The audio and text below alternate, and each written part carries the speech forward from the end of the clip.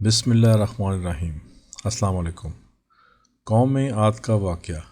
ناظرین کرام، شداد کا تعلق قوم عاد سے تھا اور وہ ارم نام کی بستی کے رہنے والے تھے۔ وہ بستی بڑے بڑے ستونوں والی تھی۔ عماد جمع ہے عمد کی اور عمد کے معنی ستون کے ہیں۔ ان کا وطن عدن سے متصل تھا۔ ان کی طرف حضرت ہود علیہ السلام مبعوث کیے گئے تھے، لیکن قوم عاد کی بدعمالیوں کے سبب انہیں تباہ کر دیا گیا۔ حضرت ہود علیہ السلام کی وفات احقاف کے علاقے میں ہوئی۔ احقاف میں بسنے والی اس قوم نے بہت ترقی کی۔ اللہ تعالیٰ نے اس قوم کو غیر معمولی قد و قامت اور قوت عطا فرمائی تھی۔ ان میں ہر شخص کا قد کم از کم 12 گز کا ہوتا تھا۔ طاقت کا یہ حال تھا کہ بڑے سے بڑا پتھر جس کو کئی آدمی مل کر بھی نہ اٹھا سکیں، ان کا ایک آدمی ایک ہاتھ سے اٹھا کر پھینک دیتا تھا۔ یہ لوگ طاقت و قوت کے بل بوتے پر پورے یمن پر قابض ہو گئے۔ 2 بادشاہ خاص طور پر ان میں بہت جاہ و جلال والے ہوئے۔ وہ دونوں بھائی تھے، ایک کا نام شدید تھا جو بڑا تھا، دوسرے کا نام شداد تھا جو اس کے بعد تخت نشین ہوا۔ یہ دونوں وسیع علاقے پر قابض ہو گئے اور بے شمار لشکر و خزانے انہوں نے جمع کر لیے تھے۔ عاد ارم کا قصہ۔ شداد نے اپنے بھائی شدید کے بعد سلطنت کی رونق و کمال کو عروج تک پہنچایا۔ دنیا کے کئی بادشاہ اس کے باجگزار تھے۔ اس دور میں کسی بادشاہ میں اتنی جرأت و طاقت نہیں تھی کہ اس کا مقابلہ کر سکیں۔ اس تسلط اور غلبے نے اس کو اتنا مغرور و متکبر کر دیا کہ اس نے خدائی کا دعویٰ کر دیا۔ اس وقت کے علماء و مصلحین نے جو سابقہ انبیاء کے علوم کے وارث تھے اسے سمجھایا اور اللہ کے عذاب سے ڈرایا تو وہ کہنے لگا، جو حکومت و دولت اور عزت اس کو اب حاصل ہے، اس سے زیادہ اللہ تعالیٰ کی عبادت کرنے سے کیا حاصل ہوگی؟ جو کوئی کسی کی خدمت و اطاعت کرتا ہے یا تو عزت و منصب کی ترقی کے لیے کرتا ہے یا دولت کے لیے کرتا ہے۔ مجھے تو سب کچھ حاصل ہے، مجھے کیا ضرورت ہے کہ میں کسی کی عبادت کروں؟ حضرت ہود علیہ السلام نے بھی اس سے سمجھانے کی کوشش کی، لیکن بے سود۔ سمجھانے والوں نے یہ بھی کہا کہ یہ حکومت اور دولت ایک فانی چیز ہے، جبکہ اللہ کی اطاعت میں اخروی نجات اور جنت کا حصول ہے جو دنیا کی ہر دولت سے بہتر اور زیادہ قیمتی ہے۔ اس نے پوچھا، یہ جنت کیسی ہوتی ہے؟ اس کی تعریف اور خوبی بتاؤ۔ نصیحت کرنے والوں نے جنت کی وہ صفات جو انبیاء کرام علیہ السلام کی تعلیمات کے ذریعے ان کو معلوم ہوئی تھیں ان کے سامنے بیان کی، تو اس نے کہا، مجھے اس جنت کی ضرورت نہیں، ایسی جنت تو میں خود دنیا میں ہی بنا سکتا ہوں۔ شداد کی جنت۔ چنانچہ اس نے اپنے افسروں میں سے 100 معتبر افراد کو بلایا، ہر ایک کو 1000 آدمی پر مقرر کیا اور تعمیر کے سلسلے میں ان سب کو اپنا نقطہ نظر اور پسند سمجھا دی۔ اس کے بعد پوری دنیا میں اس کام کے ماہرین کو عدن بھجوانے کا حکم دیا۔ علاوہ ازیں اپنی قلمروں میں سب حکمرانوں کو یہ حکم دیا کہ سونے چاندی کی کانوں سے اینٹیں بنوا کر بھیجیں اور کوہ عدن کے متصل ایک مربع شہر جو 10 کوس چوڑا اور 10 کوس لمبا ہو بنانے کا حکم دیا۔ اس کی بنیادیں اتنی گہری کھدوائیں کہ پانی کے قریب پہنچا دیں۔ پھر ان بنیادوں کو سنگ سلیمانی سے بھروا دیا۔ جب بنیادیں بھر کر زمین کے برابر ہو گئیں تو ان پر سونے چاندی کی اینٹوں کی دیواریں چنی گئیں۔ ان دیواروں کی بلندی اس زمانے کے گز کے حساب سے 100 گز مقرر کی گئی۔ جب سورج نکلتا تو اس کی چمک سے دیواروں پر نگاہ نہیں ٹھہرتی تھی۔ یوں شہر کی 4 دیواری بنائی گئی۔ اس کے بعد 4 دیواری کے اندر 1000 محل تعمیر کیے گئے۔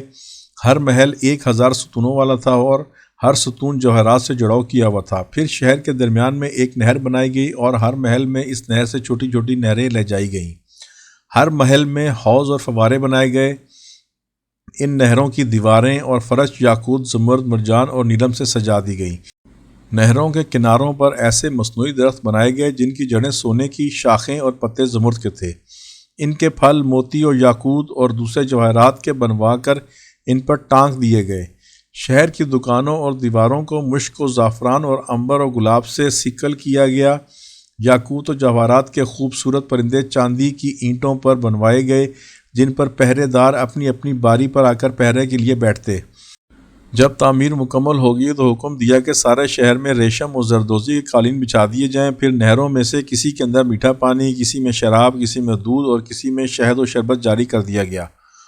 بازاروں اور دکانوں کو کم خواب و زربفت کے پردوں سے آراستہ کر دیا گیا اور ہر پیشہ ہنر والے کو حکم ہوا کہ اپنے اپنے کاموں میں مشغول ہو جائیں، اور یہ کہ اس شہر کے تمام باسیوں کے لیے ہر وقت ہر نوع قسم کے پھل میوے پہنچا کریں۔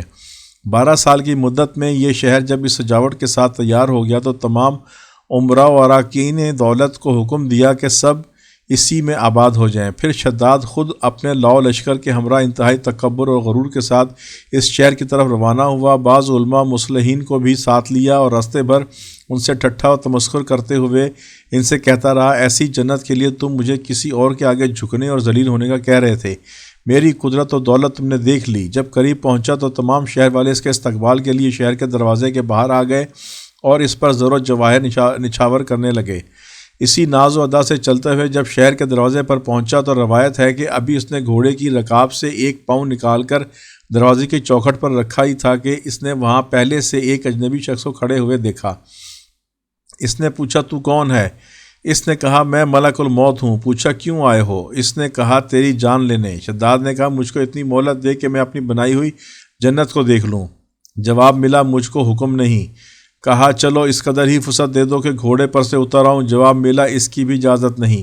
چنانچہ ابھی شداد کا ایک پاؤں رکاب میں اور دوسرا چوکھٹ پر ہی تھا کہ ملک الموت نے اس کی روح قبض کر لی۔ پھر حضرت جبرائیل علیہ السلام نے بڑے زور سے ایک ہولناک چیخ ماری کہ اسی وقت تمام شہر میں اپنے عالی شان سجاوٹوں کے ایسا زمین میں سمایا کہ اس کا نام و نشان تک باقی نہ رہا۔ قرآن پاک میں اس کا ذکر اس طرح ہوا ہے۔ ترجمہ، وہ جو ارم تھے بڑے ستونوں والے اور شہروں سے اس کے مانند کوئی شہر شاندار نہ تھا۔ پارہ 30 سورہ فجر۔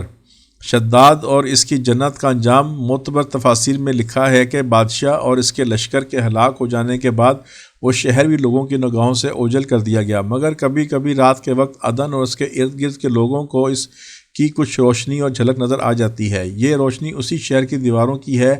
حضرت عبداللہ رضی اللہ تعالیٰ عنہ بن قلابہ جو صحابی ہیں اتفاق سے ادھر کو چلے گئے۔ اچانک آپ کا ایک اونٹ بھاگ گیا۔ آپ اس کو تلاش کرتے کرتے اس شہر کے پاس پہنچ گئے۔ جب اس کے میناروں اور دیواروں پر نظر پڑی تو آپ بے ہوش ہو کر گر پڑے۔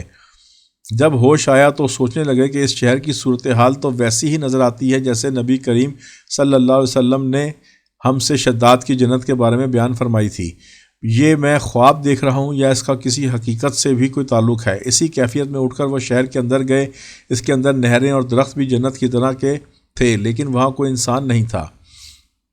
آپ رضی اللہ تعالیٰ عنہ نے وہاں پڑے ہوئے کچھ جواہرات اٹھائے اور واپس چل دیے۔ وہاں سے وہ سیدھے اس وقت دارالخلافہ دمشق میں پہنچے۔ حضرت امیر معاویہ وہاں موجود تھے۔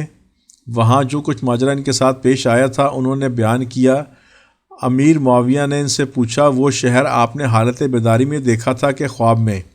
حضرت عبداللہ رضی اللہ تعالیٰ عنہ نے بتایا کہ بالکل بیداری میں دیکھا تھا۔ پھر اس کی ساری نشانیاں بتائیں کہ وہ عدن کے پہاڑ کی فلاں جانب اتنے فاصلے پر ہے، ایک طرف فلاں درخت، دوسری طرف ایسا کنواں ہے، اور یہ جواہرات اور یاقوت نشانی کے طور پر میں وہاں سے اٹھا لایا ہوں۔ حضرت امیر معاویہ یہ ماجرا سننے کے بعد نہایت حیران ہوئے۔ پھر اہل علم حضرات سے اس بارے میں معلومات حاصل کیں کہ کیا واقعی دنیا میں ایسا شہر بھی کبھی بسایا گیا تھا جس کی اینٹیں سونے چاندی کی ہوں؟ علماء نے بتایا کہ ہاں، قرآن میں بھی اس کا ذکر آیا ہے۔ اس آیت میں ارم ذات العماد یہی شہر ہے، مگر اللہ تعالیٰ نے اس کو لوگوں کی نگاہوں سے چھپا دیا ہے۔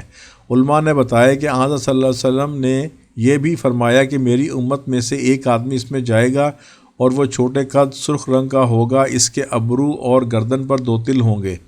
وہ اپنے اونٹ ڈھونڈتا ہوا اس شہر میں پہنچے گا اور وہاں عجائبات دیکھے گا۔ جب حضرت امیر معاویہ نے یہ ساری نشانیاں حضرت عبداللہ رضی اللہ تعالیٰ عنہ بن قلابہ میں دیکھیں تو فرمایا، واللہ یہ وہی شخص ہے۔ اللہم صلی علی سیدنا مولانا محمد۔ ناظرین کرام، اگر ویڈیو پسند آئی ہو تو لائک کریں، سبسکرائب کریں، بیل آئیکن پر کلک کریں تاکہ ہم سب سرکار دو عالم صلی اللہ علیہ وسلم کی ذات اقدس کے بارے میں زیادہ سے زیادہ جان سکیں اور نئی آنے والی ویڈیو کے بارے میں آپ کو مطلع کر سکیں۔ شکریہ، اللہ حافظ۔